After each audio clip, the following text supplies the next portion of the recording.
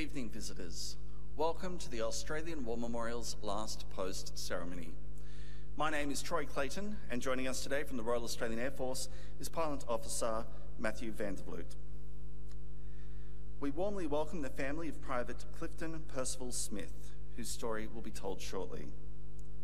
We welcome the veterans who have served, those that are still serving, and the families that support them. We also acknowledge the members of the RSL and Services Club Association, RSL Victoria, and RSL Queensland, who are watching this ceremony broadcast across Australia. During this evening's ceremony, wreaths will be laid at the base of the Pool of Reflection by family, visitors, as well as students on behalf of the Baulkham Hills North Public School from New South Wales.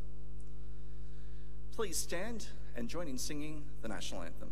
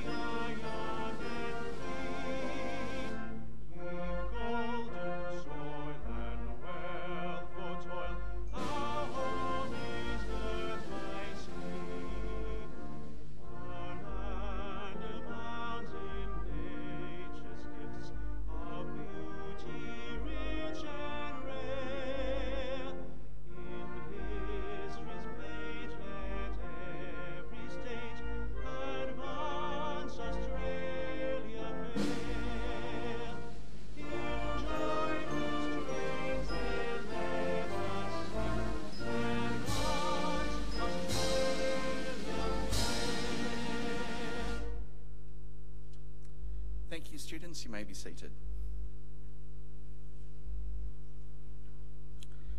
The Australian War Memorial was the vision of Charles Bean, Australia's First World War official historian. Bean landed with the Australian troops on Gallipoli and stayed with them at the front through to the end of the war. The idea of this national memorial and museum came to him at Pozières, France, in the depths of the bloody fighting of 1916.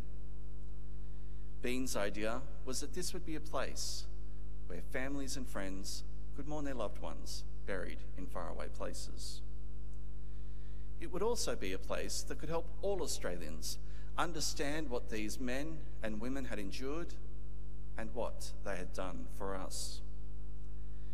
Bean's vision, to which we remain true, is best expressed as inscribed in the entrance to the memorial's galleries. Here is their spirit, in the heart of the land they loved, and here we guard the record which they themselves made.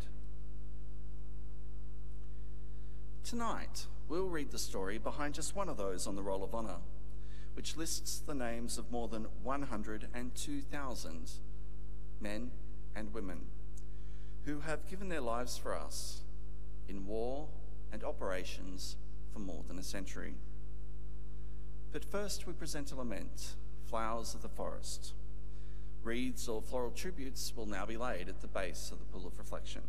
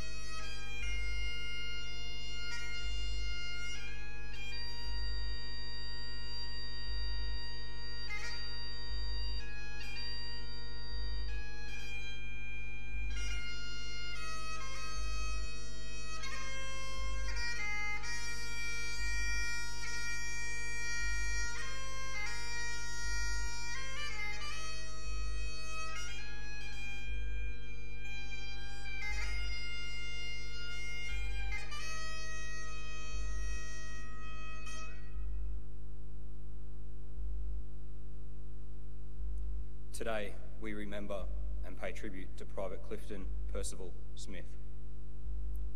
Known to friends and family as Cliff, Clifton Smith was born in 1894 to James and Mary Ann Smith of Cordenhope, a small town near Ballarat in Victoria.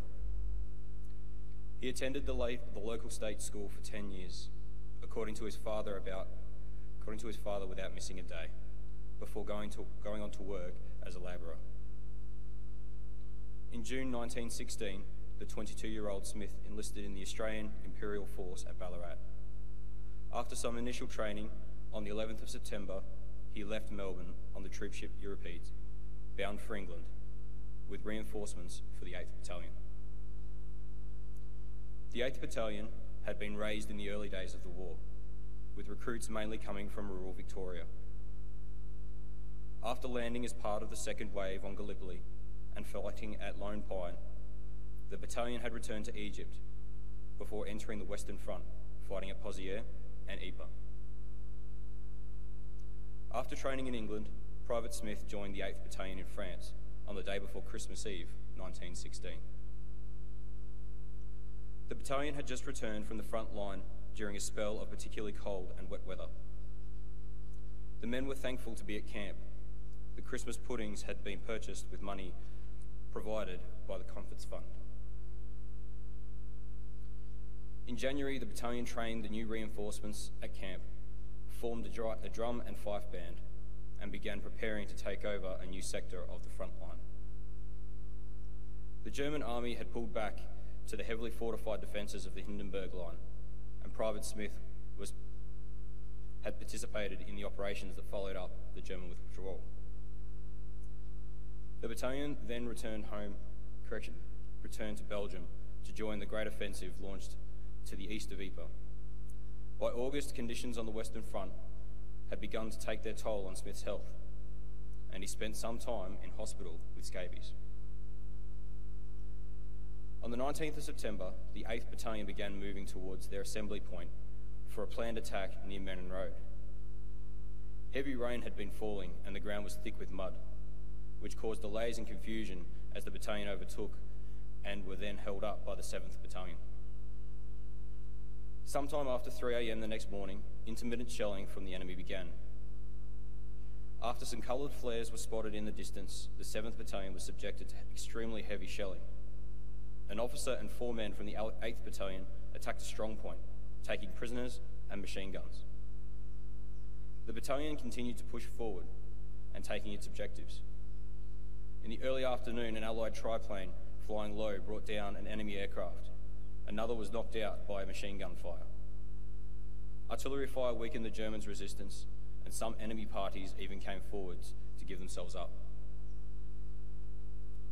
While the battalion's success was largely due to artillery support, one 18-pound battery fired short and on an angle throughout the action. According to the battalion commander, Lieutenant Colonel Mitchell, this battery throughout caused as many casualties as the whole enemy fire. Despite all attempts, it could not be located and was still firing when the battalion was relieved. While it's not certain that Private Smith was killed by errant fire, some of his comrades in the 8th Battalion believed it to be the case. Private Hearn, who had come from Australia with Smith on the Euripides, saw him killed by a shell in front of Polygon Wood and helped to bury him where he fell. Because of the heavy shell fire, his grave wasn't marked, and it was lost during later fighting. Clifton Smith was 23 years old. His younger sister Bertha, then 14 years old, collected the telegram that notified the family of his death from the post office and carried it to her mother. Memories of that delivery have never left her. Clifton had left his pony to her to look after while he was away. In August 1918, Mary Smith wrote to the Defence Department. She had been receiving earnest letters returned to her with prisoner of war stamped on them. Desperately hoping that this was a mistake, she begged to be told that her son was still alive. Clifton Smith's death was confirmed.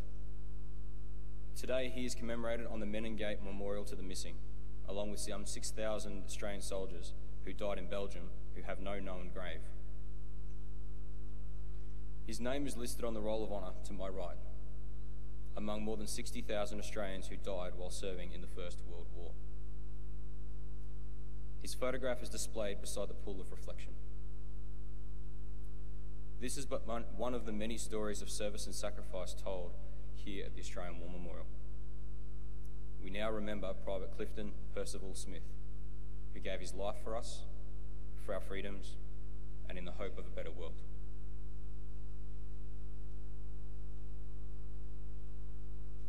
Please stand for the reading of the Ode and the sounding of the last post.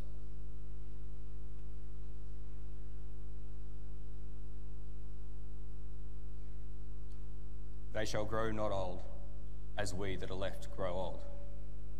Age shall not weary them, nor the years condemn. At the going down of the sun, and in the morning, we will remember them.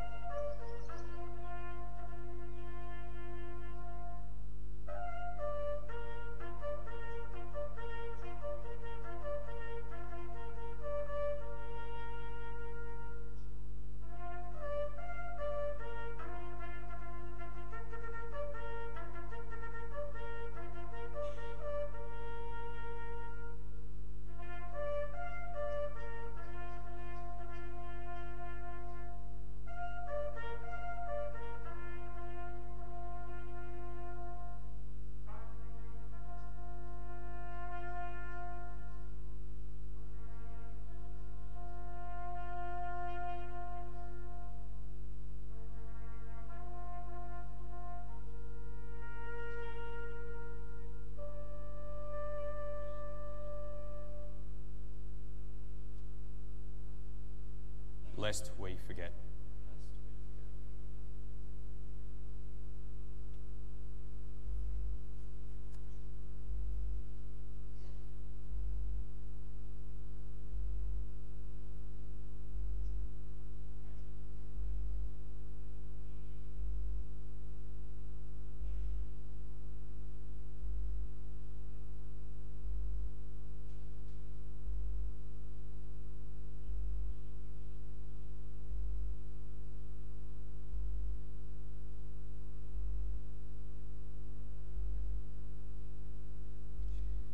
We leave you this evening with the words of the memorial's founder, Charles Bean. Many a man lying out there at Pozières or in the low scrub of Gallipoli, with his poor, tired senses barely working through the fever of his brain, has thought in his last moments, well, it's over. But in Australia, they will be proud of this. Ladies and gentlemen, girls and boys, that concludes the last post ceremony. We'd like to thank you for visiting the Australian War Memorial. Wish you all a very good evening. Thank you.